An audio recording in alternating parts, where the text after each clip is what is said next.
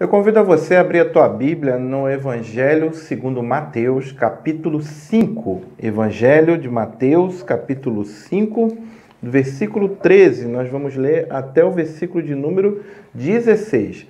Mateus 5, do 13 ao 16, diz assim o texto da palavra de Deus.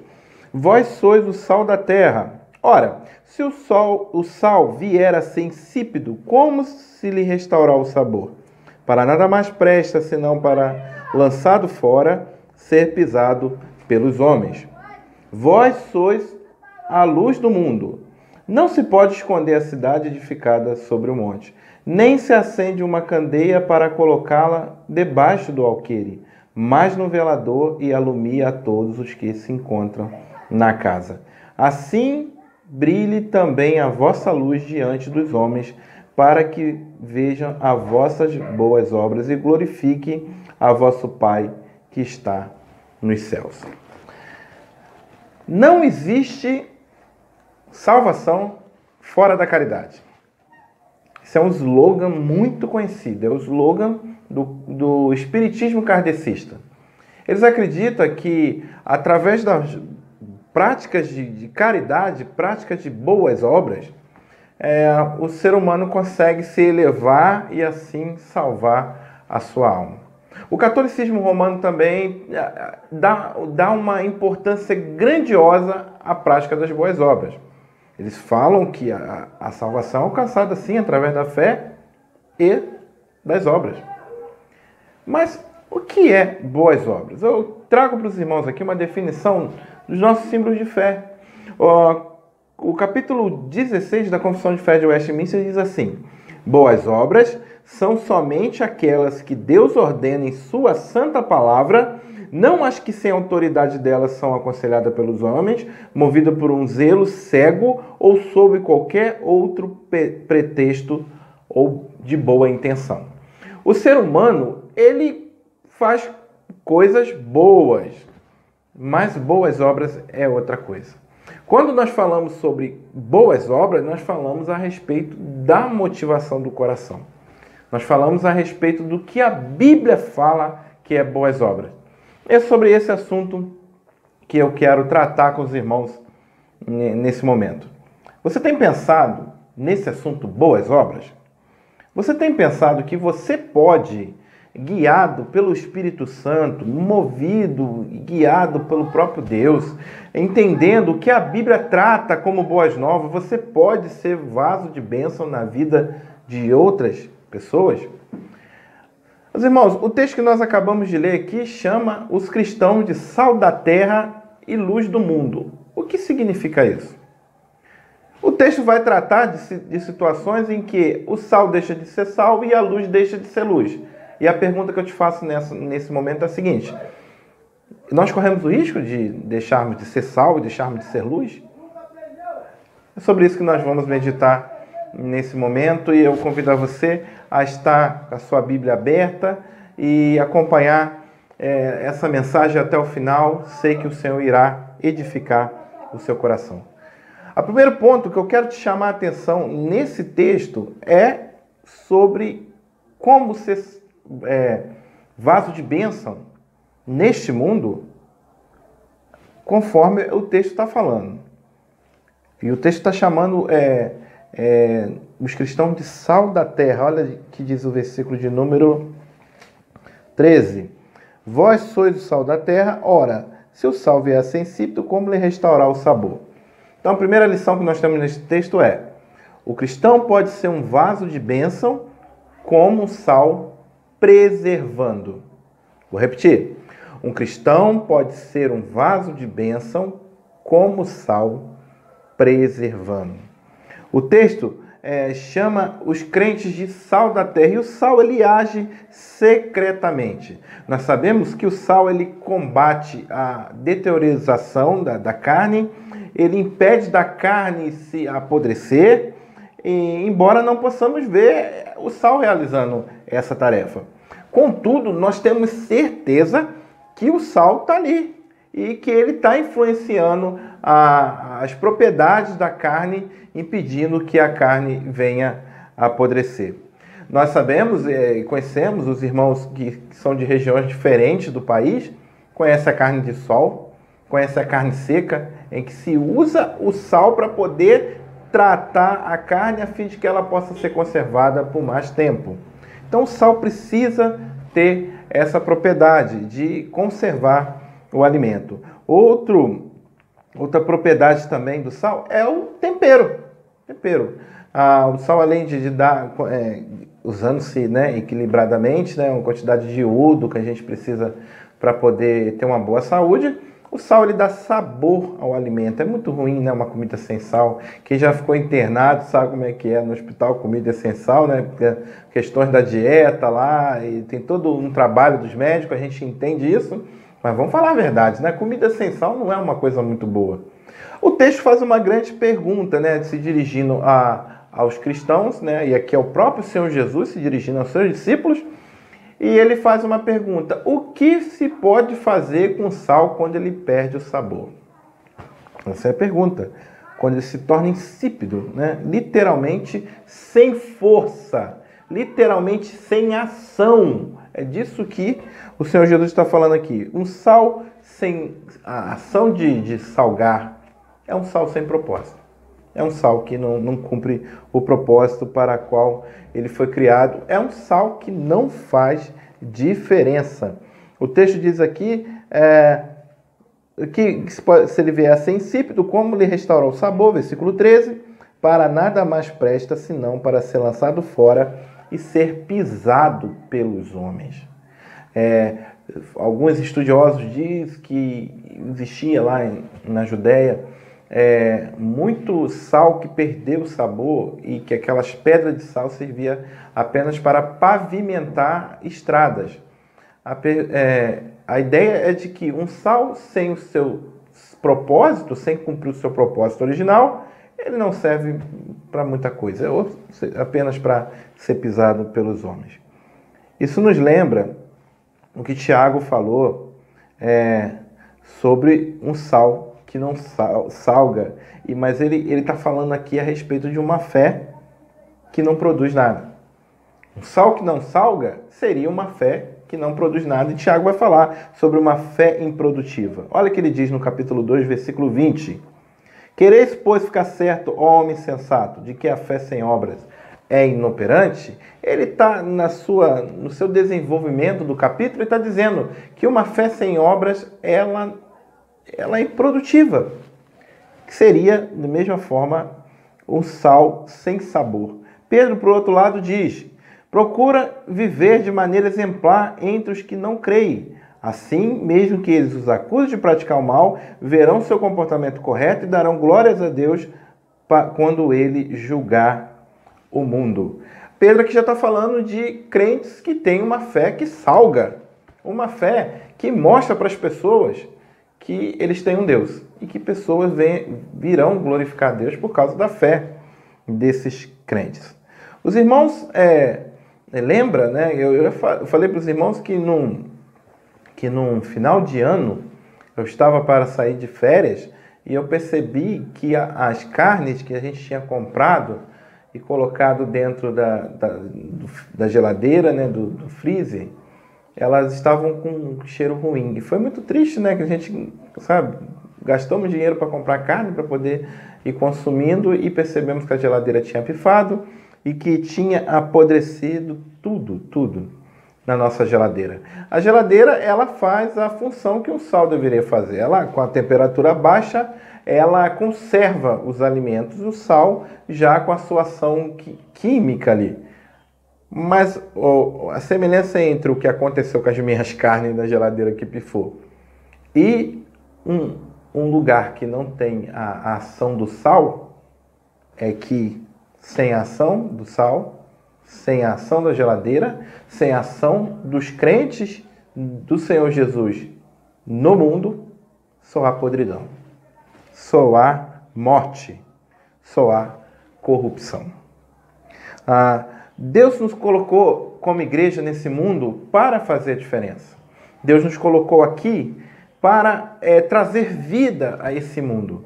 Quando se tira a igreja, ou quando a igreja deixa de influenciar, só morte e corrupção. A minha pergunta a você nesse momento é: qual efeito as suas obras têm provocado na vida das pessoas que convivem ao seu redor? As suas obras têm glorificado a Deus? Nós temos que parar e pensar nisso, meus irmãos, porque a Bíblia chama os crentes no Senhor Jesus de sal, e nós precisamos entender se nós estamos realmente levando vida para as pessoas e expulsando a corrupção através das nossas práticas, das práticas das boas obras, do procedimento que a Bíblia cobra de nós como os servos de Deus. É sobre isso que nós temos que pensar quando vemos o texto nos chamando de sal da terra. Você precisa praticar boas obras, coisas boas, mirando a glória de Deus. E sabemos que quando nós miramos a glória de Deus, nós beneficiamos pessoas e também nos beneficiamos. Mas o principal das práticas das boas obras não é o nosso bem-estar.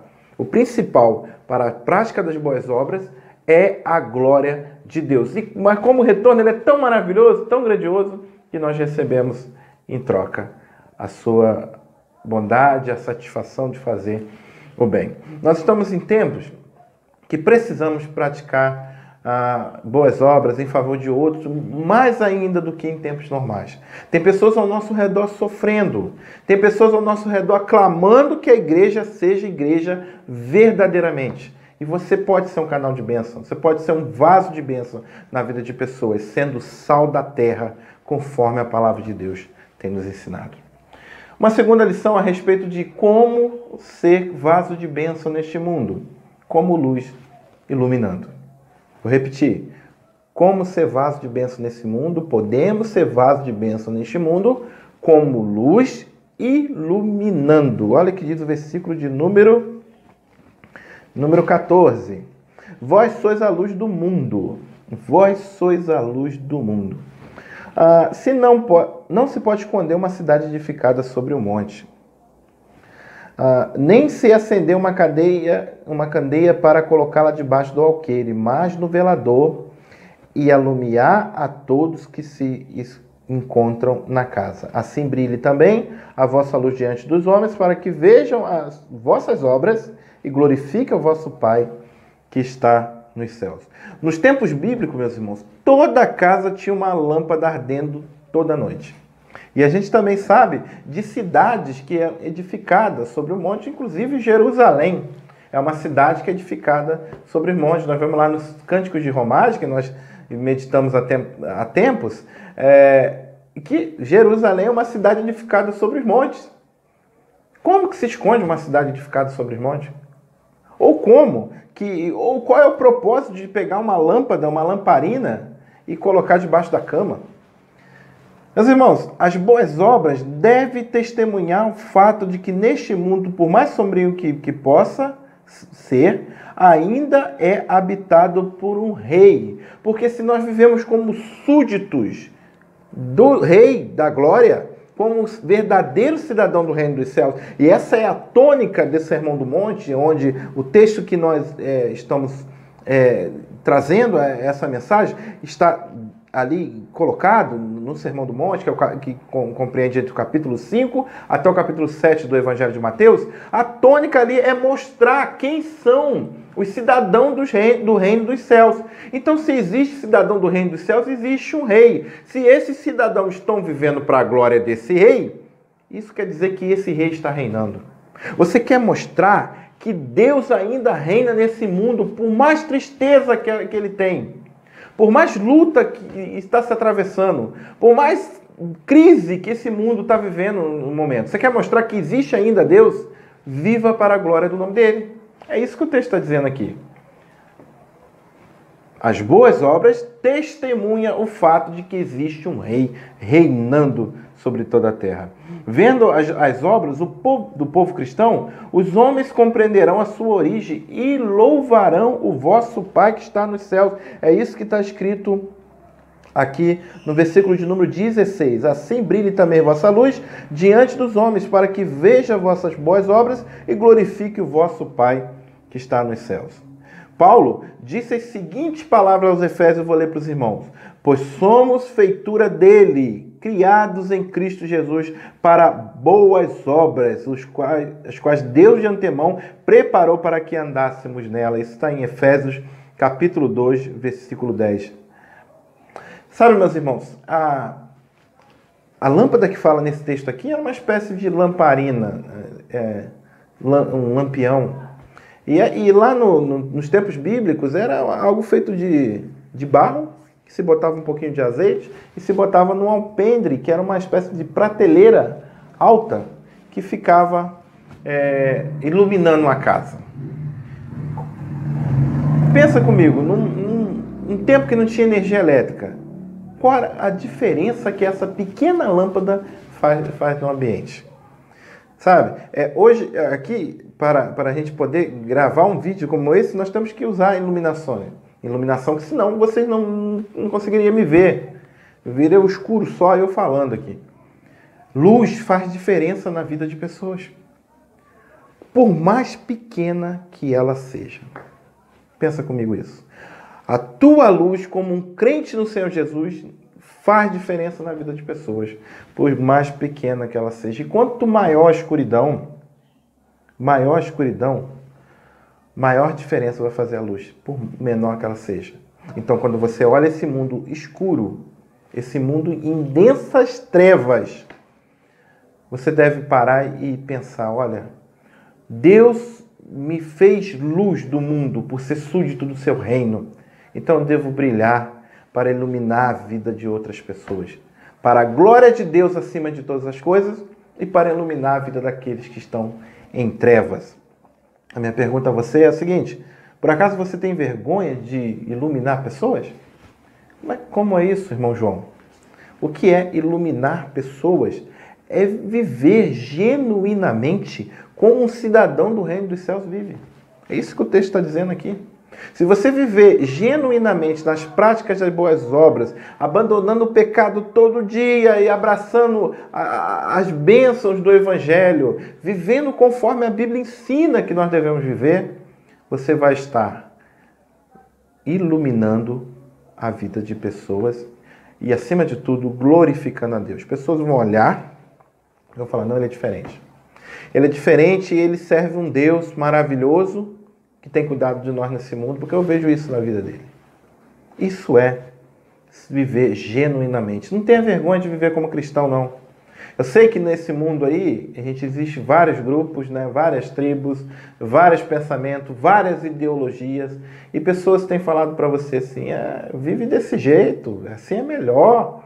Ou você mesmo pode ter passado pela tua cabeça, eu sempre fui assim, a minha família sempre foi assim, o meu pensamento é desse jeito, essa é a minha vontade. Não, não viva pela sua vontade, viva pela vontade do seu rei. Afinal de contas, você é um cidadão do reino dos céus. Pratique aquilo que ele ensina, que é prática das boas obras, para a glória do nome dele.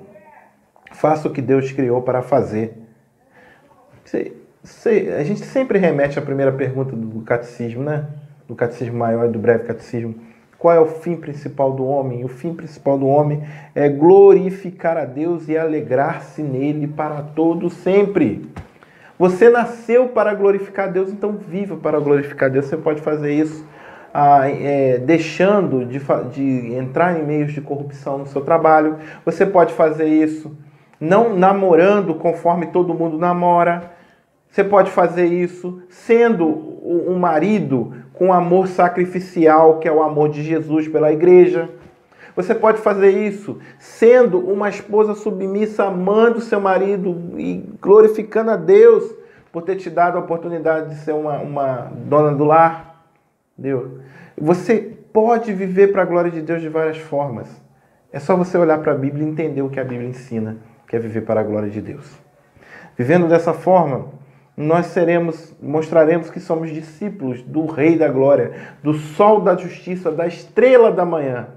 E seremos luz nesse mundo de trevas, nesse mundo que carece da manifestação dos filhos de Deus. Eu chego à conclusão, meus irmãos, desse esse pequeno sermão, essa pequena mensagem bíblica, entendendo o seguinte: o sal é uma bênção quando permanece sendo verdadeiramente sal. A luz, enquanto permanece sendo realmente luz. Obra só serve se for boas obras, se for guiado pelo Espírito, de acordo com o que o Espírito revelou pela palavra. Crente só faz a diferença no mundo se viver o Evangelho. Não adianta viver pela sua cabeça. Não adianta viver pelo que você acha que é certo. Você precisa viver pelo que o Evangelho diz que é certo. Se apresente para viver segundo a luz do Evangelho e servindo ao Senhor. Diga como Isaías disse: eis-me aqui, Senhor, quero viver para a glória do seu nome. Se apresente porque há muito trabalho. O Senhor Jesus falou para a gente orar para que Ele mande trabalhadores, porque a seara é grande, os trabalhadores são poucos. Se apresente para você viver como um cristão genuíno para a glória de Deus e para ser vaso de bênção nesse mundo. Se a graça de Cristo não redimir as nossas obras só vão ser obras. Existem obras boas, mas nem todas são boas obras. Sabe? As únicas boas obras mesmo autorizadas e redimidas pelo Senhor são aquelas que cumprem a vontade do nosso Deus. Que você possa entender hoje, nesse momento nosso devocional, que você pode ser um vaso de bênção nesse mundo, refletindo a glória de Deus e ajudando pessoas. Mas para isso você precisa viver para a glória do Senhor, para que a motivação do estender a sua mão não seja apenas para fazer bem do outro ou para fazer bem para você próprio, mas para a honra e glória do nosso Senhor. Que o Senhor Deus te abençoe. Amém. Nós vamos cantar um hino e logo após eu estarei orando, encerrando o nosso momento de adoração em família.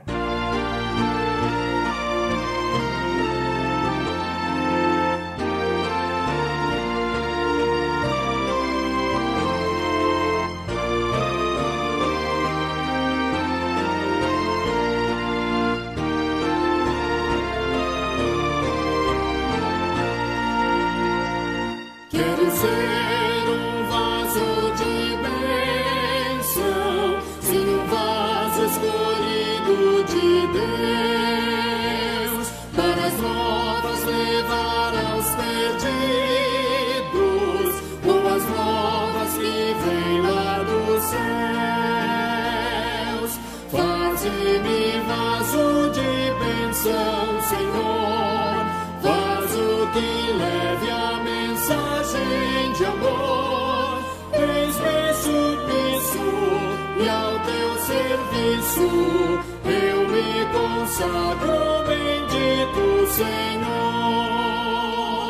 Quero ser um vaso de bênção para todos os dias fazer os culpados que vivem nas trevas o perdão de Jesus conhecer. Faze-me vaso de bênção, Senhor, vaso que leve a mensagem de amor. Eis-me submisso e ao teu serviço eu me consagro, bendito Senhor. Quero ser um vaso de bênção, sim, um vaso de bênção sem par, anunciando que os crentes em Cristo, jubilosos nos céus hão de entrar. Faze-me vaso de bênção, Senhor, vaso que leve a mensagem de amor. Eis-me submisso e ao teu serviço eu me consagro.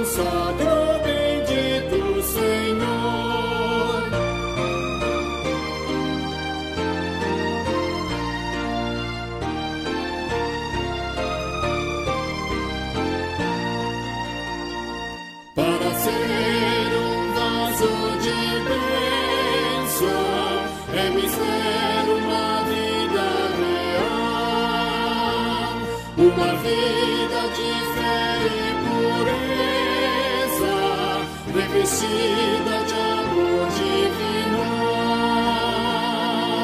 Faze-me vaso de bênção, Senhor, vaso que leve a mensagem de amor. Desde submisso e ao teu serviço eu me consagro, bendito Senhor. Amém. Vamos orar? Agradecendo a Deus por esse momento. Senhor Deus, nós te louvamos porque o Senhor tem sido maravilhoso na nossa vida. O Senhor tem cuidado de nós, o Senhor tem nos abençoado, cuidado da nossa família. Hoje em especial, Senhor, te agradecemos pela Tua palavra. Pedimos, Senhor, nos ajude a ser um vaso de bênção. Ser um vaso que leve as boas novas, que falem aos perdidos. Nos ajude, Senhor, nesse tempo de aflição, de quarentena, a estarmos firmes e te pedimos, Senhor, nos liberta dessa prisão, Senhor, dessa crise, a fim de que possamos brevemente estar em culto, sim, como comunidade de fé, adoradores do Senhor, na nossa igreja, Senhor, junto com a nossa família. Nos abençoe, é o que nós pedimos e agradecemos, em nome de Jesus, que nos ensinou a orar, dizendo: Pai nosso, que está no céu, santificado seja o teu nome. Venha o teu reino, seja feita a tua vontade, assim na terra como nos céus. O pão nosso de cada dia nos dá hoje, perdoa as nossas dívidas, assim como nós perdoamos os nossos devedores. Não nos deixe cair em tentação, mas livra-nos do mal, pois teu é o reino, o poder e a glória para sempre. Amém. Que Deus te abençoe, meu irmão. Que o Senhor te dê uma boa semana, debaixo da graça e do poder dele, guiado e movido pelo teu Santo e Bom Espírito. Que Deus continue abençoando você e a sua família, em nome de Jesus.